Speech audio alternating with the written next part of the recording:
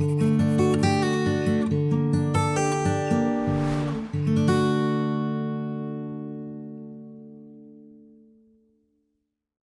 안녕하십니까. 백야TV의 인승일입니다. 김종입니다.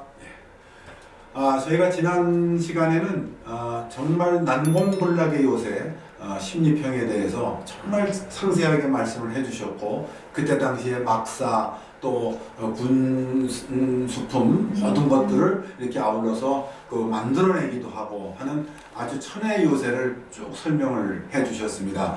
이제 오늘은 뒤를 이어서 그 심리평에 이제 우리가 그 군사요지를 만들어 놓고 군사력과 병사들은 어떻게 충당을 했을까요? 그 부분이 좀 궁금합니다, 저는. 이게 그 무장하는 문제하고 그 무장을 가지고 싸워야 되는 병력들, 이게 그 병력들은 어디에서 어떻게 갖다 대느냐, 이게 사실은 한 학기짜리 내용입니다. 이게 아주 시대적인 문제도 있고 한데 이건 뭐 엑기스만 그냥 막아봐야 될 것 같아요. 간략하게 요약해서 말씀드리면은 당시 병력부터 저기 청산리 대첩 당시에 그 북로군정서 전체 병력을 대략 한 1,500명에서 1,600명 정도로 계산하거든요. 근데 김장희 장군이 이제 그 대한청의단에서 대한군정사, 근데 대한군정사라고 그러기 전에 명칭이 또 하나 있었습니다. 그게 대한군정부였거든요. 대한군정부였는데 이 대한군정부가 정부라는 명칭을 똑같이 씁니다. 정치 정자에다가 부자를 똑같이 씁니다. 그러니까 상임시정부에서 보니까 야, 우리도 임시 정부고 니들도 군 정부냐, 그래서 명칭을 바꿔라. 그래서 군정서로 바꿉니다. 그래서 서쪽에 있는 군대는 서로 군정서, 그리고 여기는 북만주에 있으니까 북로 군정서 그렇게 불렀거든요. 근데 정식 명칭은 대한군정서가 틀린 것입니다. 근데 이 그 군정서를 만들면서 대한군정서가 관할하는 그쪽 지역, 그러니까 북간도 지역이죠. 북간도 지역에 이건 뭐 법적으로 사실 이게 안 오면은 너 병력 기피로 집어넣어, 그런 강제성까지는 징징 못 뛰지만은 징병제를 실시를 합니다. 그래요? 그걸 갖다가 이제 그 호소를 하는 거죠. 나중에 이거 보면은 김자진 장군이 이 모병권을 갖는다, 황제의 그 통순화기라는 이 징표가 나오고, 그게 뭐냐면은 저겁니다. 일종의 그 전단지 같은 게 지금 남아 있거든요. 남아 있는데 그런 어떤 통순화기나 이런 걸 사람들한테 이제 선물을 하는 거죠. 저걸 와라, 그 독립군으로 와라. 그래서 황제폐하의 명령을 받아가지고 백두산 쪽에, 그러니까 이거는 북로군정서 이후입니다. 이후에 나온 이야기고 나온 것이고, 아무튼 그런 형태의 징병을 하는데 15세부터 35세까지 남자들은 전부 다 군적에 다 올려놔. 그래서 그걸 전부 군적에 올려가지고 사람들한테 자원자를 먼저 받고, 그 다음에 지원자죠. 그 지원자를 받아가지고 그 중에서 우수한 사람들은 니는 특공대 결사대로 이제 가고, 두 번째 그다음 니는 그 좋다, 그 제대를 만들어가지고 그 한 곳에 부대를 갖다가 전부 다 주도를 못 시키지 않습니까? 그럼 큰일 납니다.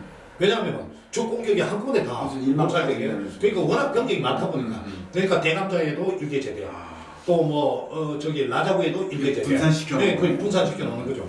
그러면서 그 지방 그 경비대라고 이야기했습니다. 지방 경비대 그런 제대를 또 한 700~800명 만들어 놓고, 그리고 이제 아까도 지난번에 말씀드렸던 그 사관연성소에 한 350명 그 정도 됐거든요.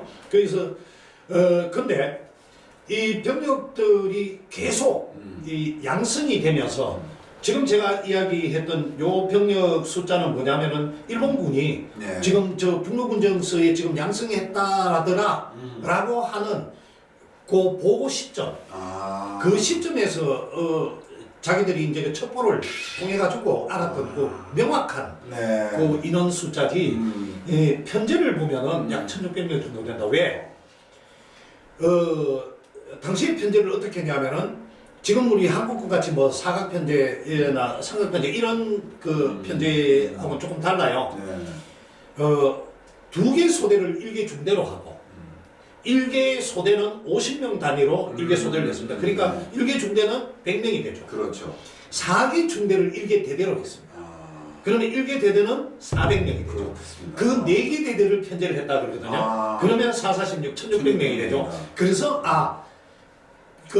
이 청산리 대첩을 하기 위해서 마지막 이 편제를 갖다가 이제 편성을 합니다. 네. 편성을 할 때 그때 뭐 나중에 이제 청산 대첩 때 뭐 참모장이 누구였고 뭐 이런 걸 다시 말씀을 드리겠지만은 그때 편제를 보면은 그게 1,600명이었다.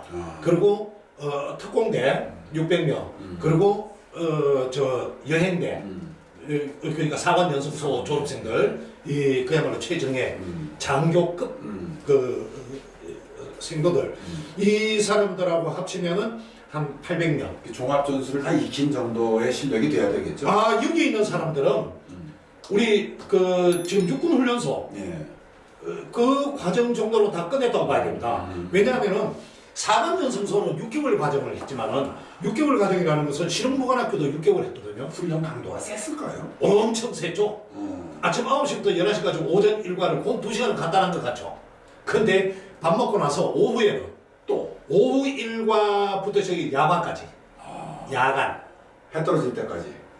야간이 해 떨어집니까? 해 떨어지고 나서죠. 해 떨어지고 나서. 그 밥만 먹여가지고 계속 불리고. 일몰까지가 아니고. 일몰까지가 아니고 일몰 이후에. 그래서 청산리 대첩 때 야간 전투 우리 저 보병들 구호 보면은 야간 전투의 승리자가 되자 그런 이야기가 나옵니다. 근데 그게 중요했네요. 그러면은 그 야간 훈련이. 청순병 전투가 야간 전투입니다. 그리고 야간을 통해 가지고 계속 기동을 했거든요. 야간 기동을 했다라는 것은 야간에 그만큼 익숙하게 몸이 배어야지 야간 그렇죠. 기동을 할 수 있고 그렇지.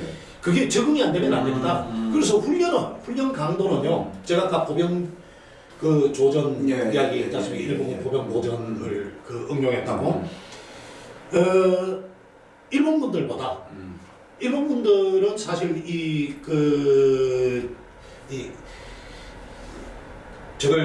청산리 대첩하고 뭐 이 당시에 야간 전투에 대한 개념이 별로 없었습니다. 우습게도. 근데 우리는 너 주간에 치면은 주간에 오면은 주간에 치겠다. 주간에 치고 야간에 이동. 그럼 잠은 언제 자는데? 틈나는데. 쪽잠 자는 거예요. 네. 완전히. 네, 그러니까 고생이 빡셌네요. 그럼요. 훈련이 거기에 적응될 수 있도록 훈련을 시켰다는 겁니다. 그러면은 그때 이제 한 1,500, 1,600명 이렇게 잡았을 적에 네. 그 대원들이 전부 청산리 대첩에 나간 건 아니죠? 다 청산리 대첩에 나간 건 아니죠. 그렇죠? 왜냐하면은 당시에 그건 이제 청산리 대첩 시간에 다시 언급이 되겠지만은 이 절반 정도는 김대중 장군을 따라서 가고 절반 정도는 서일 총재가 종군을 안 했습니다. 그래서 서일 총재가 바로 밀산으로 가시는데 바로 밀산으로 또 이동하신 건 아니에요. 한 당방 며칠 동안은 얼마 동안은 그 일대에 계십니다. 그 대감자 쪽에서 서일 총재하고 회합도 하시고 그리고 현청묵 선생이나 이런 분들이 또 왔다 갔다 하시고 막 그러거든요. 그래서 거기 계실 때 있었던 병력들 그리고 아직 정예화되지 못한 그리고 아까 지방 경비대라고 했습니다. 그런 사람들은 그 나름대로 또 일부 있었습니다. 북로군정서 군대가요 훈춘에서 일본군하고 일본군들이 출병했을 때 소규모 전투도 치르고 그런 기록도 남아 있습니다. 그래서 전부 다 간 건 아니고 한 800명 정도 저희들이 추진합니다. 그게 이제 우리 그 23가 우리가 늘 교재로 쓰고 있는 이 백야의 꿈. 네. 이 책이 23가를 보면은 공부 열심히 하시네요. 저 요새 글쎄 안 하던 짓을 한다고 집에서 난리가 났어요. 네. 진짜 그렇게 공부하시면 지금. 그러면 네. 자리가 바뀌었을 수도 있어요. 그렇죠. 그렇죠. 네. 23가에 보니까 네. 한인 최고의 독립군이라는 얘기가 나와요. 네. 그리고 무기에 관련된 얘기가 나오는데 네. 미제 무기도 손에 집어넣고 네. 체코군과의 얘기 이런 부분이 나오더라고요. 이게 어떻게 보면 굉장히 흥미를 돋궈주는 얘기 같아서 네. 오늘 이 한인 최고의 독립군 네. 이 부분을 좀 얘기해 주시죠. 이제 무장에 대한 이야기 아닙니다. 네. 청산리 대첩 당시에 이 북로군 역사가 네. 가지고 있던 최강의 무기는 기관총이었습니다. 근데 그 기관총이 맥심 기관총이었습니다. 맥심 기관총은 어디서 만들어내는 겁니까? 미국에서 만 영국. 바뀌었나? 그렇죠. 예. 영국. 영국 원래 영국 사람들이 미국으로 그 뒤에 이민 간 사람들도 많아요. 그거 만든 사람들이. 그 헷갈리시는 모양인데 영국제인데 그 라이센스를 받아가지고 그러니까 맥심 러시아제 맥심 기관총 그걸 갖고 있습니다. 근데 사실 지금 우리 그 독립운동사나 여러분들 읽으시면은 뭐 그 봉오동 전투에서 싸웠던 홍범도 부대나 최진동 부대 이런 부대도 체코군 무기를 갖고 있다. 또 뭐 어디는 뭐 서로군 전투에도 체코군 무기를 갖고 있다. 전부 체코군 무기래요. 체코군이라는 게 있었냐? 북로군 정서가 분명히 그 무장을 했던 것은 체코군으로부터 무기를 샀습니다. 근데 체코군이 무기를 팔 정도로 그렇게 여유가 있었나요? 체코는 그 당시에 나라가 없었던 나라. 그러니까요. 우리하고 똑같은 식민지였어요. 네. 빼먹었나? 식민지였으니까 빼돌려기 또 있겠죠? 정말 누가 좋기 때문에 빼돌렸을 거 아닙니까? 그렇죠. 근데 그게 어디서 그렇게 구입을 했냐가 숙제가 되는 거죠. 체코군은 구입을 해가지고 자기들이 갖고 있었던 무기가 아닙니다. 그 당시에 국태 정세를 좀 알아야 되는데 당시에 뭐가 있었습니까? 1918년 이전에 전쟁이 일어났던 거. 네. 1차 대전. 그렇죠. 1차 대전이 일어날 그 당시에 체코는 어느 나라의 그 식민지였냐면 오스트리아의 식민지였습니다.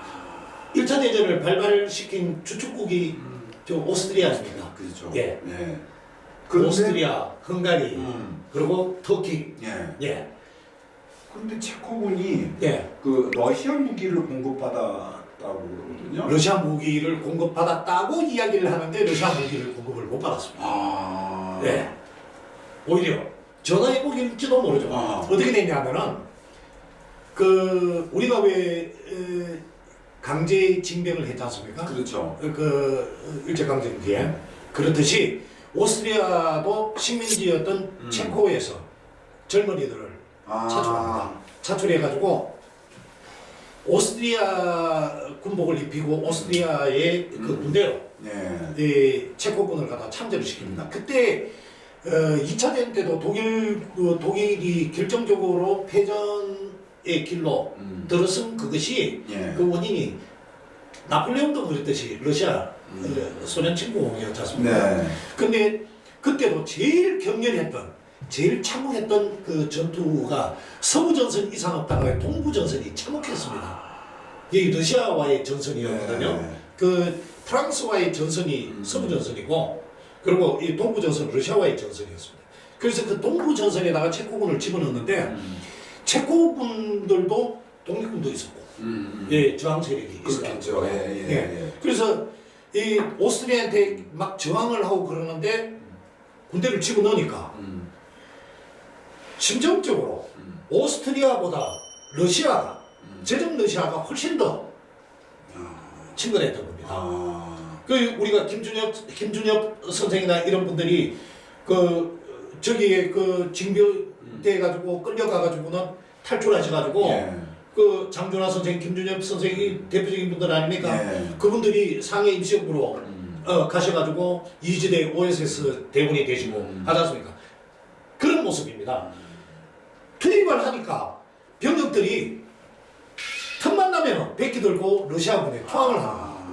근데 이 투항한 병력들이 얼마나 되냐면 무려 6만 명이나 됩니다. 그러니까 러시아에서 그걸 처음에는 포로로 받아들였죠. 근데 아니야, 우리 포로 아니야, 우린 귀순했어. 그래서 우리는 오히려 오스트리아군을 무찌르고 우리나라를 독립할 거야. 그러니까 1차 대전이 끝나고 난 뒤에 그 체코 입장에서도 독립을 하고 싶었겠죠. 그래서 계속 저걸 합니다. 투항을 합니다. 그래서 그 병력이 6만 명 정도 되니까 러시아에서는 얘네들을 우리보다 얘네들을 가지고 싸우라 그러면 더 잘 싸우겠거든. 저 일본군하고 중국군하고 싸우라 그러니까 그렇죠. 중국군들 좀 하고 그러니까 9.18 사변 만주 사변이다 그러지 않습니까? 만주 사변 때도 북대원 다 비워버리고 떠나버리지 않습니까? 그 북만주 그거 너무 먹어라. 그거 떠나버리지 않습니까? 근데 독립군한테 만약에 그렇게 싸우라 그래 보십시오. 너가 독립군 전부 다 모아서 우리가 병력하고 다 대줄게. 나중에 김정일 장군이 그걸 하십니다. 하는데 나중에 실패하죠. 장장님이가 좀 친일적인 그런 경향이 있기 때문에 이제 실패하지만 궁금한 게 생겨요. 그 항복도 그렇게 막 하고 네. 그 무기가 네. 어떻게 그 김자진 장군 손에 그 무기가 들어오느냐. 네. 자 이제 고기를 갖다가 계속 아주 그 적시적소에 그 절묘하게 질문을 하시네요. 네. 잘랐다고 야단. 이거 절대로 저거 짜고 질문하신 거 아닙니다. 근데 제가 지금 계속 연결해서 사실은 말씀드리려고 그러는 건데 성질 급하시네요. 네. 러시아군이 그렇게 러시아군 입장에서 러시아 입장에서는 그렇게 들어오니까 이 병력한테 무기를 줍니다. 차라리 너가 그러면 군복도 주고 무기도 줄 테니까 오스트리아군하고 싸워라. 총알이 맞지 않냐 사실은? 그죠? 총알 맞이하기보다 얘네들은 체코군 입장에서는 독립전쟁이었습니다. 그렇죠. 그렇게 생각을 하면 되네요. 네, 그렇죠. 독립전쟁. 그래서 갑자기 6만 명의 병력이 편성이 딱 되니까 그게 군단을 만듭니다. 근데 이 군단에 그때 대표적인 그 체코의 그 장군이었는데 라돌라 가이다. 네. 한번 따라해 보십시오. 라돌라 가이다. 라돌라 카이다. 예, 저보다 발음은 좋으시네. 체코 전공하셨어요. 라돌라 카이다. 예, 독일어 비슷한 건데 이 라돌라 가이다 장군이 군단장이 됩니다. 그 라돌라 가이다 장군 휘하에 6만 명의 병력을 딱 편성하고 나니까 그 당시에 러시아군이 갖고 있던 편제 무기가 뭐냐면은 모신나강이거든요. 모신나강 소총인데 6만 정이 갑자기 안 나요. 모자라. 총만 주면 됩니까? 그렇죠. 식탄도 줘야 되잖아요. 그래서 부랴부랴 어디다가 발주를 하냐면 수입을 합니다. 그게 바로 미국한테 그 발주를 합니다. 제가 예습을 너무 해봤어요. 여기서 들어온 총이 레밍턴 소총하고 웨스팅하우스 예, 총이거든요. 그 총을 받아가지고 그 우선 무장을 시킵니다. 근데 무장을 딱 시키는데 러시아에서 혁명이 일어나 버리네. 로마노프의 이 왕조가 무너지고 레닌이 혁명을 하고 나서 제일 먼저 했던 일이 뭡니까? 화폐개혁을 그랬죠. 화폐개혁이 아니야. 화폐개혁 전에 1차 대전에서 손을 떼버립니다. 발을 빼버리지 않습니까? 발을 빼버리니까 갑자기 싸우다가 싸우지 마라, 우린 더 이상 너한테 지원해 줄 거 없다. 이래 돼버리니까 뭐 독일하고 오스트리아 독일하고 싸울 수가 없지 않습니까? 팔을 빼버렸으니까. 예. 독일하고 싸울 수 오스트리아하고 싸울 수가 없으니까 얘네들이 이제 그럼 우린 뭐 해야 되지? 황당한 일이 발생합니다. 그런데 연합국 입장에서는 6만 명이 무장이 돼 있죠. 그렇죠. 얘네들을 빼가지고 서부 전선에 넣거나 안 그러면 체코 전선에 다시 집어넣거나 하면은 엄청나게 효용성 있게 싸울 수 있겠다. 무장도 돼 있으니까. 그렇죠. 그래서 이 사람들을 뺍니다. 빠져라. 그 체코 임시 정부에서 빠져라. 그런데 빠질라니 알프스를 넘자니 전쟁 중이고 그리고 북쪽으로 빠질라니 러시아 백군 황제 짜르문하고 싸우고 있어서 그게 빠질 데가 없죠. 빠질 데가 없으니까 이 사람들이 어디로 빠지냐면 시베리아를 횡단해가지고 블라디보스토크까지 옵니다. 와가지고는 블라디보스토크 도착하니까 1차 대전이 끝나버렸어요. 귀국을 해야 되죠. 무기를 그대로 갖고 옵니다. 은행 뭐 이런까지 전부 다 여자들까지 다 데리고 옵니다. 가족들까지 다 데리고 와가지고 블라디보스톡에 딱 점령하고 나니까 무게도 많이 나오고 이게 필요가 없죠. 그래서 무기를 팔겠다. 팝니다. 근데 그 파는데 다른 사람들한테 비적이나 이런 사람들한테 안 팔고 바로 그 라돌라 가이다 장군이 여기 독립군들이 많잖아. 너도 식민지잖아. 동병상련을 느끼고 그러면서 우리 그 독립군들한테 한국 대한 독립군들한테 무기를 헐값에 팔면서 팔아주면서 그 무기를 판단다. 그걸 알고 그 무기를 바로 구입한 것이 북로분전서입니다. 지금 라돌라 가이다 장군하고 우리 그 상해 임시정부하고 네. 어떤 유대 관계가 상당히 좋았던. 상해 임시정부는 사실은 전혀 상관이 예, 거기하고는 먼 이야기입니다. 상해 임시정부가 우리 그 독립군 북로분정서도 그렇고 서로분정서도 그렇고 끝까지 그렇게 지니지를 못했는데 근데 상해 임시정부는 회담을 했나 봐요? 아니 그건 뒤 이야기예요. 나중에 뒤 이야기고 지금 현재로는 우리가 지금 이야기 나누고 있는 요 시점 1919년 요 시점에서는 1920년 예. 요 1920년입니다. 이제 1920년 이 시점에서는 상해 임시정부에서는 거기에 관여를 못했습니다. 왜? 상해 임시정부도 이제 막 만들어져 가지고 그리고 그만한 재원도 없고 총사를 걸고 돈 내주고 그럴 수가 없지 않습니까? 그러니까 레닌으로부터 그 자금 받는 그 문제 때문에 이동희 선생도 서로 다시 러시아로 연해주로 가버리고 하는 이런 그 비극적인 사건도 나거든요. 네. 해서 사실 그 정도 재원이 없었습니다. 순수하게 북로분정서 그리고 그 연해주에 있던 그러니까 연해주에 있던 그걸 구할 수 있었던 것은 일테면은 최재형 선생이나 그런 분들이 오히려 중간에 다리를 놓고 소식을 주고 지원을 해주고 오히려 많이 그랬죠. 그러니까 이 북로군정서가 무장을 할 수 있었던 것은 순수하게 북로군정서의 힘. 더 직접적으로 이야기하면 북로군정서한테 무기를 사준 우리 동포들의 눈물겨운 사연이 많이 있어요. 헌신, 헌금, 그런 게 바로 그 무장을 할 수 있었던 근본적인 그 요인 되겠죠. 오늘 말씀은 우리 한인, 우리 독립군이 최강의 독립군이 될 수 있도록 그 무기 구입 과정이라든지 이런 여러 가지 어려움을 헤쳐나가는 모든 것을 또 말씀을 해주셨습니다. 이게 뭐 말씀을 한번 듣다 보면요, 사실은 끊임이 없이 좀 갔으면 좋겠어요. 근데 어떻게 가지고 왔느냐 뭐 이런 뭐 등등 다음에 운반체계도 있고 이럴 텐데 청산리 개척 때 다시 한 번 더 그 부분 한번 그걸 참 재밌게 봤거든요. 무기 운반하고 이러는 것을. 그래서 오늘은 한인 최강의 독립군이 이제 탄생되는 그런 과정, 무기 구입 과정 이런 것들을 주축으로 말씀을 드렸습니다. 오늘도 말씀 감사합니다. 우리 수고하셨습니다. 날이 갈수록 실력이 늘어가시는 우리의 인선배님. 네, 감사합니다. 자, 그럼 오늘 말씀 여기까지 마치고요. 여러분께서 좋아요와 또 구독을 눌러주시면 우리 독립사를 전달하는데 큰 힘이 되겠습니다. 자, 말씀 먼저 해주시죠. 좋아요, 구독 눌러주십시오. 감사합니다. 감사합니다.